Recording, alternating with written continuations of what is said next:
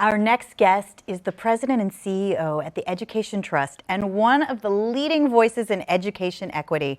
Please welcome Denise Forte to the South by Southwest EDU Studio. Hello. Hello. Thank you for having me. Well, thank you for coming in today. You bet. Your featured session here at South by Southwest EDU is NAEP results are dismal. So where do we go from here? So let's start with the bad news. How dismal are we talking, and where are things that are the most concerning in your view? Yeah, pretty dismal. They haven't been this bad in 20 years. I mean, we are looking at declines in the double digits for some of our students, and that is pretty rough. In particular, when you consider what we're losing out on. When we see scores like that, we're losing out on future scientists, future engineers, future medical doctors. So it's a big deal, and we need to right the ship. So is this damage long term? I mean, how long before kids bounce back to pre-pandemic levels? Yeah, well, catching up is not going to be easy as falling back was, sadly. There's a lot of work to be done, but fortunately, the federal government has put in a significant investment in making sure we can accelerate learning. We really need more than an equitable recovery right now. We need equitable growth if we're going to get all of our kids back to where, not just back, but moving forward from where they are. So are we seeing any type of rebound yet? Are you seeing it? There's some small stories of success. We're seeing some school districts that are really investing in teachers, teacher pay, making sure teachers have the supports that we need. And today we heard at our panel that people are also investing in high dosage tutoring. These are small groups, like 2 to 1, with a trusted adult that's aligned with the curriculum that really gives support to the kids that need it the most. I mean, talk about why failing scores impact society beyond schools and beyond the borders of schools. Why should we all be invested in solutions? Well, like I said earlier, we're losing out on our future scientists, our future doctors, our future teachers if we don't get something done.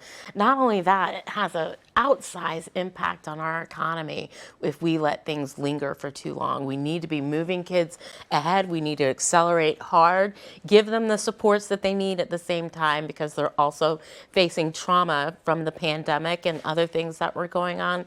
So we need to have the supports that allow them to invest in strong relationships, which we know are really, really important to helping kids learn. Have your views about school closures changed since the beginning of the pandemic? If so, do you support a last to close, first to open approach? Oh, good question. I'm the mom of 2 boys who stayed home for quite some time, and seeing how much impact that had on them and their own mental health, and me just trying to figure out what I was going to do to both support them but to make sure they kept learning. Yeah, I do think we need to rethink some things there. I think for some students did fine with virtual learning, but there are others that suffered, and now's the time that we have to invest to make sure that we're accelerating that learning and getting them to a place where they're going to be able to succeed. I was home with a school-age kid as well, and just watching the struggles of some kids doing remote versus others, I think it really just highlighted some of the places that we need to make improvements. Absolutely. For sure. You're absolutely right. Opposition to closures among parents has increased significantly. Do you sense teacher views have shifted as well? Yeah, I mean, you know, I think we've learned a lot from what happened. And when you look at the NAEP scores, when you look at some of the other scores from tests that have been taken over that time, we saw a real drag on student success. And so we can't let that happen again. We cannot see what happened during the pandemic happen again. And we really need to be pushing forward. Do you think students are paying the price for failed overall public health policy? Well, with the number of kids who lost parents and loved ones and caregivers during this time, they certainly are. Our kids have suffered the most from this pandemic. There's no doubt about that. All right. Enough of the doom and gloom. Okay. Your panel today discussed innovative and effective ways to get us out of that hole. What are some of the highlights? What's inspired you? Oh, I was so excited by this group of strong women leaders. I mean, it's the International Day of the Woman, which is a big deal, and we had these really impressive school superintendents from across the country really tell us what they were working on. High dosage tutoring, this really intensive tutoring that I talked about, I think very successful. There's going to be more people investing in that. Investing in teachers and teachers' well-being has also been something that people are looking at. Expanding the amount of time that kids can be learning is also something that's really important. And when you hear about using the community-based organizations that are also supporting kids and work in tandem with schools, we're seeing some success there. There are early signs that we can be successful in accelerating learning for our young people. I'm with Mr. Rogers. Look for the helpers. I Yes. feel like it's easy to identify the problem, but it's awesome to watch people who are the solution makers. Absolutely, absolutely. What states or school districts are making strides? What are they doing that others should replicate? Yeah, so we heard from Nashville, Tennessee today. We also heard from the city of Alexandria in Virginia, and we heard from Dallas ISD here in Texas. All three of them doing really great work, focusing on what needs to happen in the classroom first, meaning supporting those teachers, giving those young people time on task, and supporting their well-being. Those are really the three keys of accelerating their learning. So do you feel like we need a nationally coordinated effort like a Marshall Plan, or should we leave these efforts to the states that like we normally do for education issues?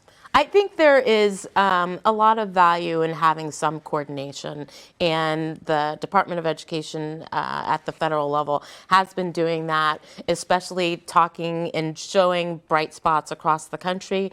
The $120 billion that they're investing in schools across the country is also a big deal, and the majority of that money, in fact, all of that money the majority of that money has to be driven down to school districts, and that's going to be a big deal as well. Tutoring has long been an effective way to get kids up to speed. What types of tutoring programs are having an impact now? Oh, there's a good number of them. We still need more tutors, though. That's the big thing, right? We need tutors to be in the classroom or even outside of the classroom. They can be teachers, they could be college students, they can be after-school providers, they can be foster grandparents, right? But we need more tutors in the work that actually want to spend time, small group sizes, making sure that kids' curriculum is aligned with what they're learning in school, but most importantly, giving them a relationship with someone, a relationship that actually tells them that they can learn, they can be successful, and the successful programs out there are doing that right now. Some of them are online, some of them are in person, but my key message is we need more tutors. Do you ever think those tutors will be AI? Oh, good question. I don't know. That's just been a conversation at this conference, so I know the one-on-one is important, but I mean, maybe the robots can help us. Yeah, well, maybe. Are free virtual learning programs like Khan Academy or Crash Course helping in a measurable way, and what do you see as their ideal role? Yeah, so a lot of these programs are showing really good success, and I think for certain areas of the community, if you're in a rural area where they may not have one-on-one tutors, for kids who need support on the weekends, for kids who need support after school, that's the time where we can really benefit from some of these online learning programs, and I think they can be successful as well. So what about mental health programs? Many closed during the pandemic and are now returning. How, are they having an impact not only on mental wellness, but also classwork achievement these days?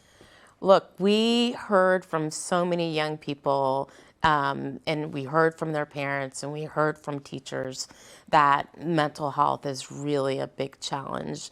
And I know a lot of families were looking for some sort of support during the time that schools were closed, and it was very difficult. I was one of those families that looking for support for my kids, and it took a long time to actually find the right people that would be able to support them while they were out of school. It can be expensive expensive too. It can be very expensive.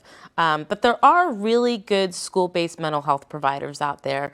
We need more of those. We need more school counselors, school nurses, school-based mental health providers, more, just like the tutors, if we're really going to support our kids in the way they deserve.